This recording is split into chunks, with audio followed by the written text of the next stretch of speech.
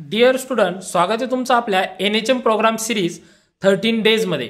तर आज आपला डे 4ला आपण जे प्रोग्राम घेतलेला आहे तो आहे नॅशनल फिलेरिया कंट्रोल प्रोग्राम. तो स्टार्ट झाला होता इंडियामध्ये 1955 मध्ये.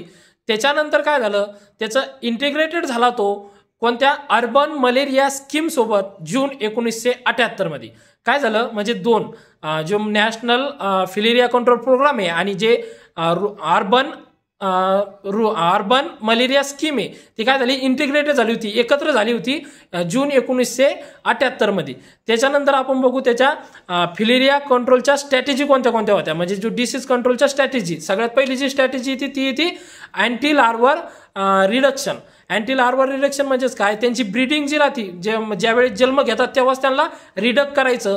त्याच्यानंतर सोर्स रिडक्शन, जिथून ती उत्पत्ती होती तिथून काय करायचं, त्यांच्यावर आळा घालायचा, म्हणजे त्यांचं रिडक्शन करायचं. त्याच्यानंतर थर्ड जे होतं ते होतं detection and treatment of microfilaria carrier. जे कॅरियर येतं त्यांचं काय करायचं, डिटेक्ट करायचं आणि ट्रीटमेंट द्यायची.